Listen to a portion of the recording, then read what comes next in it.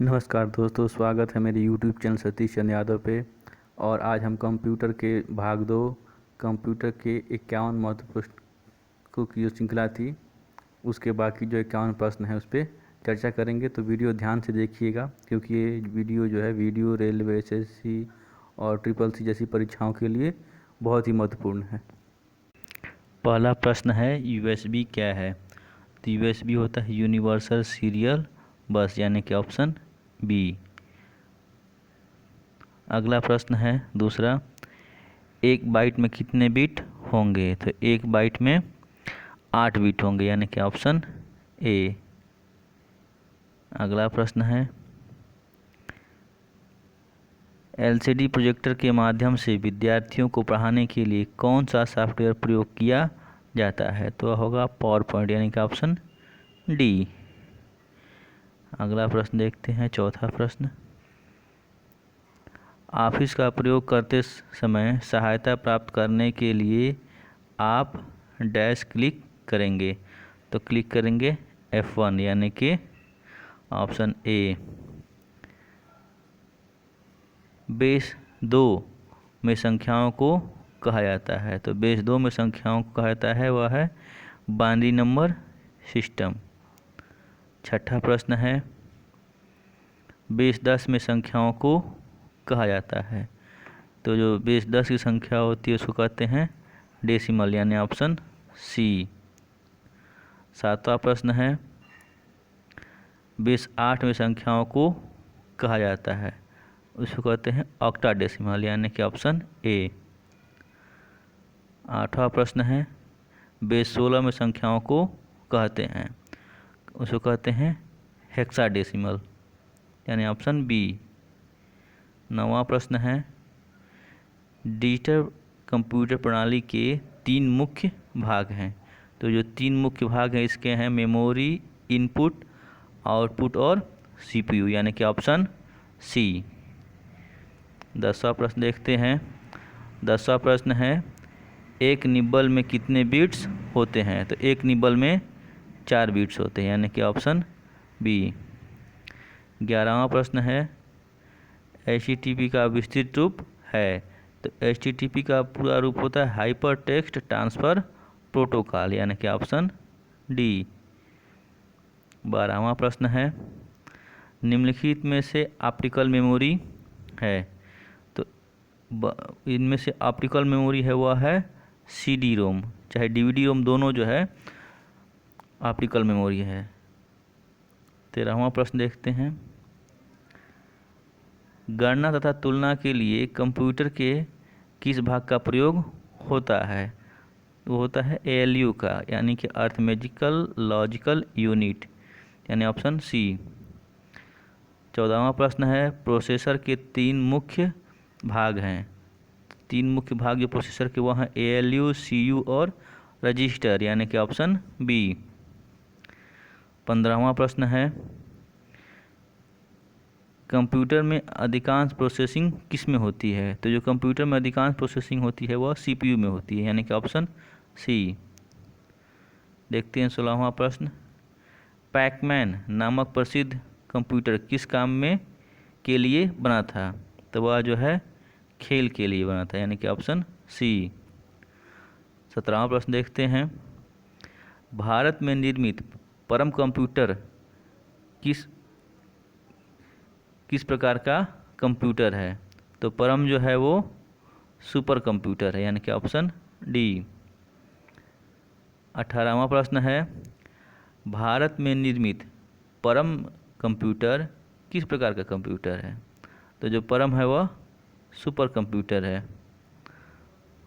19वां प्रश्न है, चुंबकीय डिस्क पर किस पदार्थ की परत होती है। तो चुंबकीय डिस्क पे जो है आयरन ऑक्साइड की परत होती है, यानी कि ऑप्शन ए। 20वां प्रश्न है, भारत में विकसित परम सुपर कंप्यूटर का विकास किस संस्था ने किया था। तो उसको विकसित किया था सीडैक ने, यानी कि ऑप्शन सी। देखते हैं 21वां प्रश्न। 21वां प्रश्न है, डिजिटल कंप्यूटर किस सिद्धांत पर कार्य करते हैं। तो डिजिटल कंप्यूटर जो है गणना के सिद्धांत पे काम करते हैं, यानी कि ऑप्शन बी। 22वां प्रश्न है, किसने पहला इलेक्ट्रॉनिक कंप्यूटर इनिक को बनाया था? तो उसको बनाया था प्रेस्पर एकर्ट और जॉन मोस्ले ने, यानी कि ऑप्शन बी। 23वां प्रश्न है, कंट्रोल शिफ्ट और आल्ट को कौन सी कुंजी कहते हैं? तो इनको मॉडिफायर कुंजी या मॉडिफायर की कहते हैं। 24वां प्रश्न है, निम्नलिखित में से स्टोरेज का सबसे बड़ा यूनिट कौन सा है? तो ऑप्शन के हिसाब से सबसे छोटा केबी होगा, उससे बड़ा एमबी, उससे बड़ा जीबी होता है और सबसे बड़ा जो है टीबी होता है, यानी कि टेराबाइट। बढ़ते हैं अगले प्रश्न की ओर। 25वां प्रश्न, सॉफ्टवेयर कोड में त्रुटियां ढूंढने की प्रक्रिया है, तो उसको डीबगिंग कहते हैं, और जो त्रुटियां होती है उनको बग कहते हैं। ये दोनों जो है काफ़ी महत्वपूर्ण क्वेश्चन है।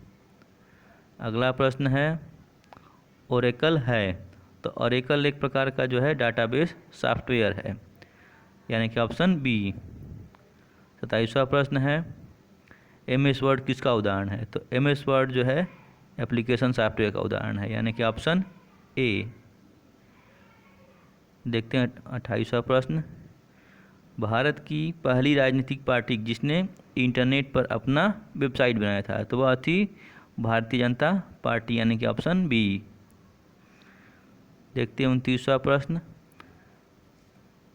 HTML का पूरा नाम क्या है? तो HTML का पूरा नाम होता है हाइपर टेक्स्ट मार्कअप लैंग्वेज, यानी कि ऑप्शन ए।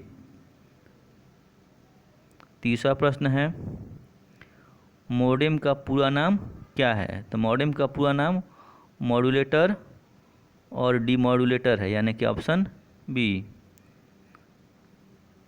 अगला प्रश्न देखते हैं 31वां प्रश्न,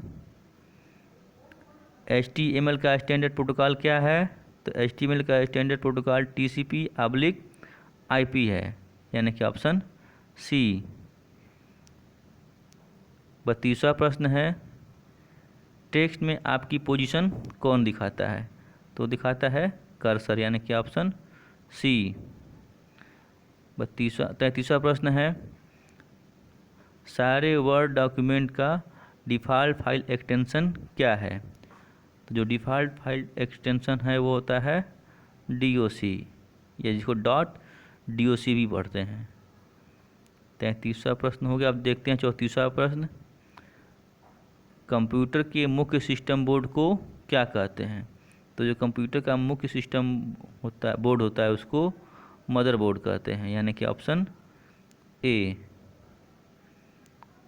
बढ़ते हैं अगले प्रश्न की तरफ। 35वां प्रश्न, कौन सा कंप्यूटर प्रोग्राम असेंबली लैंग्वेज को मशीन लैंग्वेज में बदलता है? तो वह होता है कंपाइलर, यानी कि ऑप्शन सी। 36वां प्रश्न है, गूगल ने किस वेब ब्राउज़र को विकसित किया है? तो गूगल ने जो है क्रोम को विकसित किया है, यानी कि ऑप्शन डी।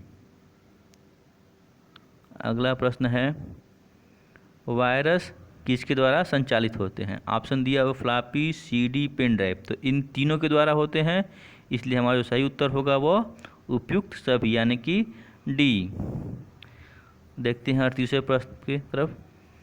38वां प्रश्न है, कौन सा MS Excel का एक्सटेंशन है? तो जो MS Excel का एक्सटेंशन होता है वह होता है .xls, यानी कि ऑप्शन सी। 39वां प्रश्न है, एक्सेल स्प्रेडशीट की मूल इकाई जहां पर डाटा एंट्री की जाती है कहलाती है सेल, यानी कि ऑप्शन सी। बढ़ते हैं 40वें प्रश्न की तरफ। किसी कंप्यूटर के प्रोग्राम में बच्चों द्वारा प्रयुक्त भाषा प्रायः कौन सी होती है? तो वह होती है लोगो। जनरली इसी भाषा में बच्चों की प्रोग्रामिंग या जो उनका मटेरियल होता है वो की जाती है, लोगों में ही।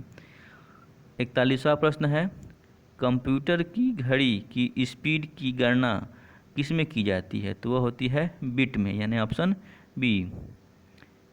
इंटरनेट पर प्रयुक्त कंप्यूटर लैंग्वेज है? तो होता है जावा, यानी ऑप्शन सी। बढ़ते हैं 43वें प्रश्न की तरफ।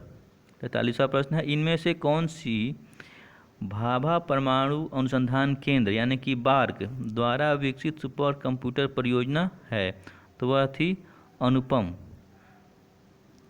अगला प्रश्न है 44वां प्रश्न, निम्नलिखित में से कौन नॉन वोलाटाइल मेमोरी का उदाहरण है, यानी जिसका डाटा कंप्यूटर के शट डाउन करने के बाद भी लॉस नहीं होता है या नष्ट नहीं होता है? तो वह होता है रोम, रीड ओनली मेमोरी, यानी ऑप्शन सी। अगला प्रश्न है, चार्ल्स बेबेज द्वारा डिजाइन किया गया प्रथम यांत्रिक कंप्यूटर कहलाता है? तो वह होता है एनालिटिकल इंजन। 46वां प्रश्न है, कंप्यूटर के किस पीढ़ी में ट्रांजिस्टर का प्रयोग हुआ था? तो वह था दूसरी पीढ़ी में। पहले पीढ़ी में मैंने इससे पहले बताया था कि जो है वैक्यूम का जो है प्रयोग किया गया था। ये दोनों ही क्वेश्चन जो है काफ़ी महत्वपूर्ण है, इसे रट लीजिएगा। 47वां प्रश्न है, निम्नलिखित में से कौन सा एक ऑपरेटिंग सिस्टम है? तो इनमें से जो दिया गया हुआ है वह है यूनिक्स। ठीक है, बाकी जो कोई एप्लीकेशन सॉफ्टवेयर है तो कोई डाटाबेस है। कंप्यूटर की क्षमता क्या होती है? सीमित होती है। बहुत लोगों को ऐसा भ्रम होता है कि कंप्यूटर की क्षमता असीमित है, जबकि ऐसा नहीं है। कंप्यूटर की क्षमता क्या होती है? सीमित होती है।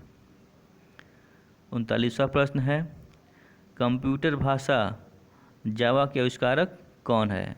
तो जावा के जो आविष्कारक है वो थे सन माइक्रो सिस्टम, यानी कि ऑप्शन सी इसका सही होगा। बढ़ते हैं 50वें प्रश्न की तरफ। 50वां प्रश्न है, भारत में सिलिकॉन वैली कहाँ स्थित है? जो सिलिकॉन वैली है वो बेंगलोर में है। यह जो है कई परीक्षाओं में पूछा जा चुका है, इसलिए इस प्रश्न को ध्यान से याद कर लीजिएगा या समझे रहिएगा। और इस श्रृंखला का जो अंतिम क्वेश्चन है वह है, टैली सॉफ्टवेयर का प्रयोग किस काम के लिए किया जाता है? तो टैली का प्रयोग जो है मेनली अकाउंटिंग के लिए किया जाता है। तो इस प्रकार हमारा जो है 52 क्वेश्चन जो है 51 क्वेश्चन जो है पूरे हुए। आशा करता हूँ कि वीडियो आपके लिए काफ़ी उपयोगी होगा। अगर वीडियो अच्छा लगे तो उसे लाइक कीजिए और साथ ही साथ मेरे चैनल को सब्सक्राइब कीजिए और इस वीडियो को अधिक से अधिक शेयर कीजिए ताकि दूसरों को भी इसका फ़ायदा हो। धन्यवाद।